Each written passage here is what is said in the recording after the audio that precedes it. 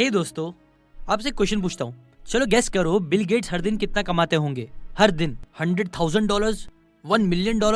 Well, अगर एक इंसान हर दिन $1 मिलियन भी कमाएगा तो वो पूरे साल में $360 मिलियन कमा पाएगा। पर आपको पता है, बस 2019 में बिल गेट्स ने $16 बिलियन अर्न किए थे, जिससे अगर आप उनकी पर डे इनकम निकालो तो 2019 में उनकी पर डे इनकम $43.8 मिलियन थी। अब ये सुनने में कितना इम्पॉसिबल सा लगता है ना, बट ये इम्पॉसिबल इसी लगता है क्योंकि हमारी थिंकिंग बहुत लीनियर है। हमें लगता है कि कमाने के लिए बस एक इंसान को काम करना चाहिए और जितना वो काम करेगा उतना पैसे कमाएगा। बट सच तो ये है कि अगर आपको बहुत अमीर बनना है तो बस काम करना इंपॉर्टेंट नहीं है, बल्कि सही जगह इन्वेस्टमेंट करना भी बहुत जरूरी है। अपना टाइम, अपने पैसे, अपनी एनर्जी, इन सारी चीजों को अगर हम सही जगह इन्वेस्ट करेंगे तो हम इससे बहुत सारे पैसे कमा सकते हैं। देखो, आज मैं आपके साथ कुछ इन्वेस्टमेंट ऑप्शंस, एसेट्स बताने वाला हूँ जो हाँ शायद आपको बिल गेट्स बनने में हेल्प नहीं करेगा, लेकिन बिल गेट्स जिस डायरेक्शन में चल रहे हैं और जिनकी वजह से ही वो इतने अमीर बन पाए हैं, आपको भी वो सही डायरेक्शन में जाने में हेल्प करेगा।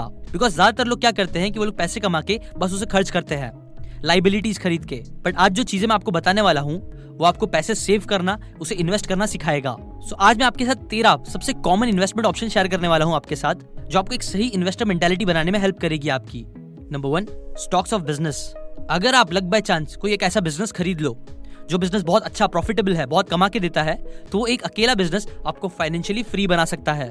बट प्रॉब्लम ये है कि ऐसे बिजनेस कोई बेचेगा क्यों, और बेचेगा भी तो वो इतने ज्यादा में बेचेगा कि आप खरीद नहीं पाओगे। और इन्हीं प्रॉब्लम्स और नीड्स को समझते हुए स्टॉक्स पिक्चर में आता है। बिकॉज सच तो ये है कि जो सक्सेसफुल बिजनेस होते हैं वो इतने ज्यादा एक्सपेंसिव होते हैं कि उसे दुनिया के सबसे रिचेस्ट लोग भी खरीद नहीं सकते, और खरीदना उनके लिए समझदारी है भी नहीं।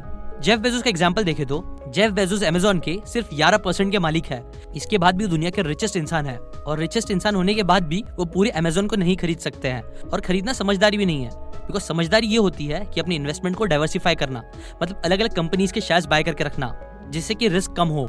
जो समझदार लोग होते हैं वो लोग हाईली सक्सेसफुल बिजनेस के थोड़े थोड़े पार्ट्स खरीद के रखते हैं, स्टॉक्स खरीद के रखते हैं। लाइक एग्जांपल, अगर एक इंसान के पास एप्पल के स्टॉक्स है तो जब भी कोई एक आईफोन खरीदता है तो कहीं ना कहीं लॉन्ग टर्म में उस इन्वेस्टर का फायदा होता है। जहां ज्यादातर लोग एप्पल का यूज बस कंज्यूमर बन के करते हैं, वहीं एप्पल में जो इन्वेस्ट करता है उसके स्टॉक्स खरीद के, वो कहीं ना कहीं हर सेल से लॉन्ग टर्म में फायदा उठाता है, बिकॉज उसके स्टॉक्स के प्राइस बढ़ते हैं जो उसे फायदा देता है। एग्जाम्पल दूं तो अगर किसी समझदार इंसान ने 1980 में एप्पल में इन्वेस्ट किए होते, बस $220 के स्टॉक्स खरीदे होते, तो आज उनकी वर्थ $1,80,000 से भी ज्यादा होती। ऐसे ही अगर आप सही स्टॉक्स में इन्वेस्ट करो तो वो आपको बहुत फायदा दे सकते हैं। Second, mutual funds and index funds. वैसे तो देखो, स्टॉक्स काफी हाई वैल्यू एसेट्स होते हैं जो लॉन्ग टर्म में आपको बहुत ज्यादा वेल्थ जनरेट करके दे सकते हैं। बट बात यही है कि ज्यादातर लोग स्टॉक मार्केट में पैसे डालने से डरते हैं, कंपनीज में इन्वेस्ट करने से डरते हैं, क्योंकि उन्हें लगता है कि ये चीज बहुत रिस्की होती है, जो सही भी है। अगर आपको प्रॉपर नॉलेज नहीं है तो कौन सी कंपनी में इन्वेस्ट करना है ये पता होना बहुत मुश्किल होता है, और इस रीजन की वजह से ही वो लोग स्टॉक्स में इन्वेस्ट नहीं करते। बट म्यूचुअल फंड्स और इंडेक्स फंड्स का यूज करके आप स्टॉक्स के रिस्क को कम कर सकते हो। मतलब किसी एक कंपनी में अपने पूरे पैसे डालने के बजाय आप बहुत सारी अलग अलग कंपनीज में एक साथ पैसे डालते हो। जैसा वॉरेन बफेट का भी फेमस कोट है कि never put all your eggs in one basket. Well, mutual funds and index funds आपके लिए यही काम करता है। बस किसी एक कंपनी में अपने बहुत सारे पैसे लगाने से बेटर म्यूचुअल फंड्स और इंडेक्स फंड्स का यूज करके आप कई सारी अलग अलग कंपनीज में अपने पैसे को डिवाइड कर देते हो, जिससे कि रिस्क बहुत कम हो जाता है। हाँ, रिवॉर्ड भी कम होते हैं बट रिस्क भी कम होता है। Third, FD and corporate FD. बचपन से ही मैंने सभी बड़े बूढ़ों से ये बात सुनी थी कि जब भी आपके पास पैसे आते हैं तो आप उसे एफडी करा लो, वो बेस्ट ऑप्शन होता है। तो आज भी कई लोग एफडी को बेस्ट इन्वेस्टमेंट ऑप्शन भी बोलते हैं। क्यों? बिकॉज एफडी एक बहुत ही ट्रस्टवर्दी इन्वेस्टमेंट है। ये बहुत सेफ इन्वेस्टमेंट है जहां पैसे नहीं डूबते हैं। यहाँ जो आपके पैसे डूबने के चांसेस होते हैं वो ना के बराबर होते हैं, बट स्टिल इसे बेस्ट इन्वेस्टमेंट बोलना गलत है। पर हाँ, ये one of the safest investment option है। एफडी से जो रिटर्न मिलते हैं वो यूजुअली 5 से 7% का इंटरेस्ट मिलता है, जिसे अगर इन्फ्लेशन से कंपेयर करें तो अगर साल में हमारी कंट्री में इन्फ्लेशन 6% के आसपास होता है, तो अगर आपको एफडी से 5 से 7% का इंटरेस्ट मिल रहा है तो टेक्निकली आपके पैसे ग्रो नहीं हो रहे हैं, वो उतने के उतने ही हैं। हाँ, वो कम भी नहीं हो रहे हैं बट वो ग्रो भी नहीं हो रहे हैं, इसलिए ये one of the best investment option नहीं है। आज के टाइम पे आपको एफडी से बेटर ऑप्शंस भी मिल जाएंगे, जैसे कि आप कॉर्पोरेट एफडीज में अपने पैसे इन्वेस्ट कर सकते हो, जहां आप अपने पैसे एक कंपनी को उधार देते हो जो बदले में आपको इंटरेस्ट देती है, जहां आपको नॉर्मल एफडी से 1 से 2% ज्यादा रिटर्न्स मिलता है, जो टेक्निकली आपको इन्फ्लेशन बीट करने में बहुत हेल्प करेगा और 1 से 2% आपके पैसे ग्रो करने में भी आपकी हेल्प करेगा। Fourth, PPF EPF. Provident fund एक गवर्नमेंट मैनेज सेविंग स्कीम है, जहां बेसिकली आप अपनी सैलरी का कुछ हिस्सा अपनी रिटायरमेंट के लिए इन्वेस्ट करते हो। प्रोविडेंट फंड 2 टाइप्स के होते हैं, पीपीएफ यानी पब्लिक प्रोविडेंट फंड, जहां कोई भी अपना अकाउंट ओपन करवा सकता है और अपने रिटायरमेंट के लिए सेविंग करना स्टार्ट कर सकता है। वहीं ईपीएफ यानी एम्प्लॉय प्रोविडेंट फंड जहां अगर आप एक सैलरीड पर्सन हो तो आपकी कंपनी ऑटोमेटिकली आपके फ्यूचर के लिए इस फंड में पैसे इन्वेस्ट करेगी। अब इन दोनों में ज्यादा फर्क नहीं है रिटर्न्स के हिसाब से, इसलिए ही मैंने इन्हें सेम पॉइंट में ऐड करा है, क्योंकि इससे आपको ऑलमोस्ट सेम 7.5% to 9% रिटर्न्स मिलते हैं, जो इन्फ्लेशन को अगेन जस्ट बीट करता है। पर यह भी एक बहुत ही सेफ इन्वेस्टमेंट ऑप्शन है जहां आपको गवर्नमेंट का फुल सपोर्ट मिलता है। बट याद रखो, ये मेनली लॉन्ग टर्म इन्वेस्टमेंट है जहां आप आसानी से अपने पैसे निकाल नहीं सकते हो। पीपीएफ में आपको मिनिमम 15 साल के लिए अपने इन्वेस्टमेंट को होल्ड करना पड़ता है। वहीं ईपीएफ में आप तब तक पैसे विड्रॉ नहीं कर सकते हो जब तक आप अपनी जॉब छोड़ नहीं देते। तो इसे आप एफडी का एसआईपी वर्जन भी बोल सकते हो, जहां आपको सेफ्टी और रिटर्न्स तो सेम मिलते हैं पर आप मंथली अपने पैसों को इन्वेस्ट करते हो। सो अगर आप लॉन्ग टर्म में एफडी से बेटर रिटर्न अर्न करना चाहते हो तो ये आपके लिए बेस्ट ऑप्शन हो सकता है। Fifth, NPS, national pension scheme. अगर आप सेफ रहते हुए 7 से 8% से ज्यादा रिटर्न चाहते हो तो एनपीएस आपके लिए बेस्ट ऑप्शन हो सकता है ना। जैसे कि इसके नाम में ही पता चलता है कि ये मेनली आपके रिटायरमेंट के लिए है, जहां अगर आप इन्वेस्ट करते हो तो पीपीएफ और ईपीएफ के कंपैरिजन में आपको ज्यादा रिटर्न मिल सकते हैं, बिकॉज ये अराउंड आपको 8 से 13% तक के रिटर्न्स दे सकता है। अब ऑब्वियसली जहां रिटर्न ज्यादा है वहां रिस्क भी ज्यादा होता है, क्योंकि आपके अराउंड 75% पैसे इक्विटी यानी स्टॉक्स में इन्वेस्ट होते हैं और बाकी 25% कॉर्पोरेट और गवर्नमेंट बॉन्ड्स जैसी सेफ इन्वेस्टमेंट में डाले जाते हैं, इसलिए यहाँ रिस्क भी थोड़ा ज्यादा होता है।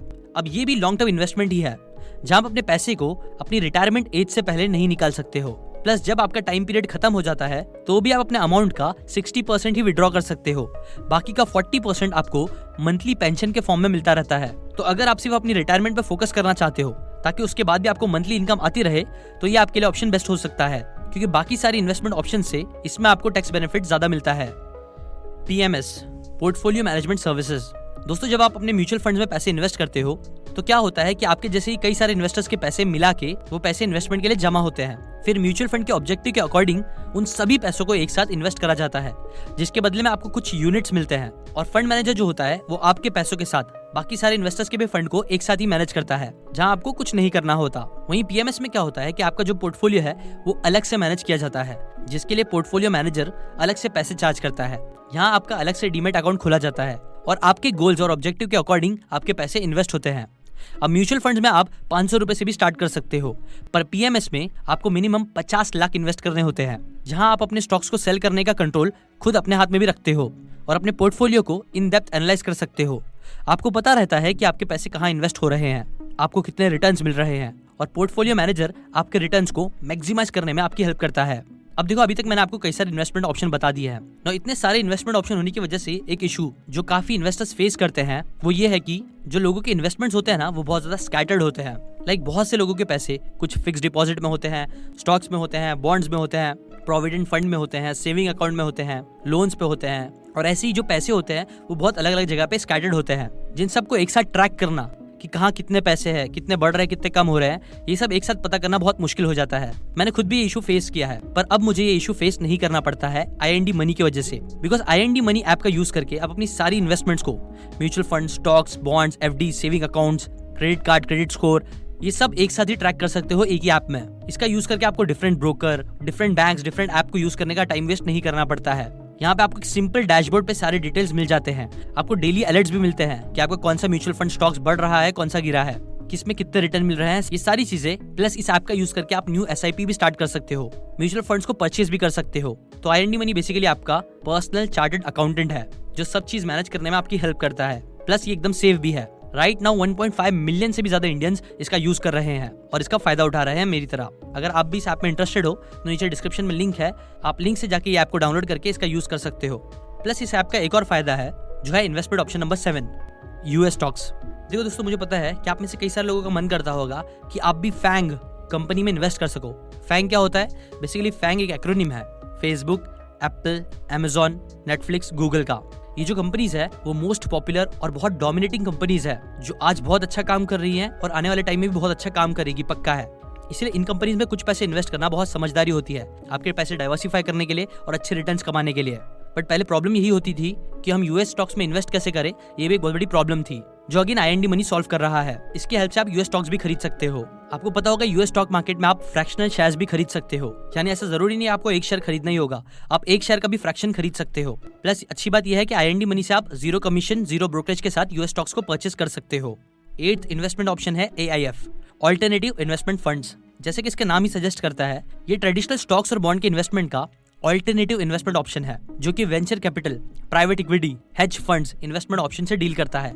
ये वेरी हाई रिस्क एसेट है जहां आपको कोई भी गवर्नमेंट सपोर्ट नहीं मिलता। सेबी और आरबीआई इसके अंदर इंटरफेयर नहीं करता है। जहां पे स्टार्टअप्स को फंडिंग दी जाती है, एंजल इन्वेस्टिंग की जाती है। ये बेसिकली उन लोगों के लिए है जो हाई ग्रोथ पोटेंशियल बिजनेस या इन्वेस्टमेंट ऑप्शन को आइडेंटिफाई करके हाई रिस्क लेके अपने पैसे को बहुत ज्यादा ग्रो करना चाहता है। तो AIF के सभी इन्वेस्टमेंट ऑप्शन में इन्वेस्ट करने के लिए आपके पास मिनिमम 1 करोड़ रुपीस होने चाहिए, एक्सेप्ट एंजल इन्वेस्टिंग के लिए। यहाँ की मिनिमम रिक्वायरमेंट 25 लाख की होती है। 9th ETF exchange traded funds. आपने निफ्टी 50, सेंसेक्स, S&P 500 जैसे टर्म्स को बहुत बार सुना होगा। कई लोगों को लगता है कि यहाँ पे अपने पैसे इन्वेस्ट कर सकते हैं, जो मुझे भी एक टाइम पर लगता था। पर आप इन इंडाइसेस को खरीद नहीं सकते हो क्योंकि ये कोई स्टॉक्स या फंड्स नहीं है। ये सिर्फ एक इंडेक्स है जो हमें स्टॉक मार्केट या किसी भी सेक्टर की डिटेल्स देता है। जैसे कि निफ्टी 50 से हमें पता चलता है कि टॉप 50 कंपनीज कौन सी है जो इस वक्त सबसे बेस्ट परफॉर्म कर रही है। अब ETF ऐसे फंड होते हैं जो इन इंडाइसेस को रेप्लिकेट करते हैं।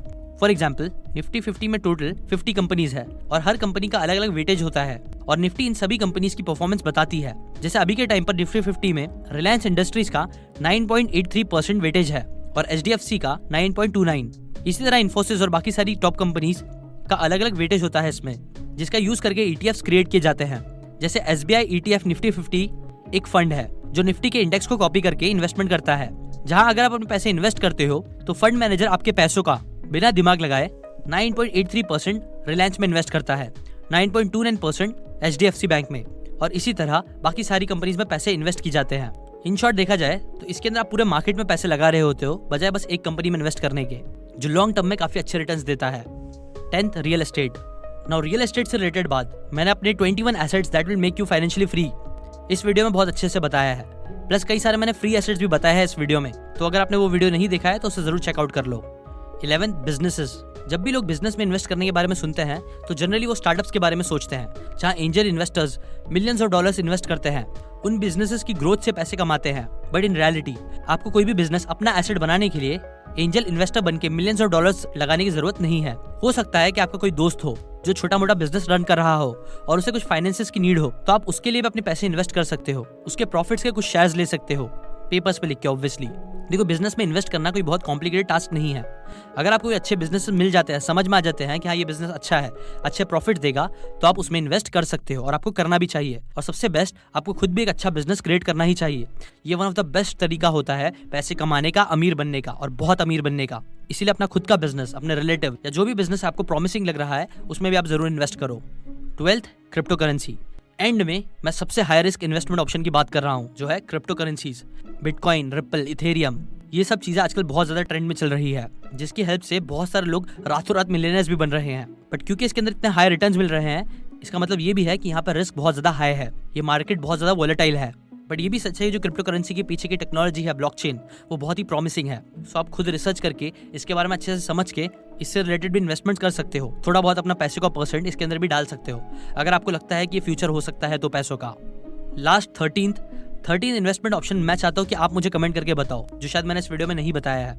आपके हिसाब से वो कौन सा इन्वेस्टमेंट ऑप्शन है जो बहुत अच्छा इन्वेस्टमेंट ऑप्शन है आपके हिसाब से, जहां आप अपने पैसे इन्वेस्ट करते हो या आप अपने पैसे इन्वेस्ट करना चाहोगे। और जैसे कि मैंने आपको पहले ही बताया, एक समझदार इन्वेस्टर वही होता है जो कई सारी अलग अलग जगह पे अपने पैसों को डाले ताकि उसका रिस्क कम से कम हो सके। और ज्यादातर इन्वेस्टर्स ऐसा करते ही है, वो लोग अपने पैसों को कई अलग अलग जगह पे इन्वेस्ट करते हैं, स्टॉक्स में, बॉन्ड्स में, म्यूचुअल फंड्स और कई अलग अलग जगह, जिसकी वजह से ही सब चीज को मैनेज करना कई बार बहुत मुश्किल हो जाता है। उन्हें ट्रैक करना, उनकी परफॉर्मेंस ट्रैक करना, और ये मुश्किल काम को ही आसान करता है IND मनी, जो मैं खुद भी यूज करता हूँ। इसकी हेल्प से आप अपने सारे इन्वेस्टमेंट को एक ही जगह पे ट्रैक कर सकते हो। ये मुझे पर्सनली काफी यूजफुल ऐप लगा। अगर आप भी इस ऐप में इंटरेस्टेड हो तो नीचे डिस्क्रिप्शन में लिंक है, आप लिंक से जाके ये ऐप को डाउनलोड करके इसका यूज कर सकते हो। अभी के लिए बस इतना ही। Thanks for watching.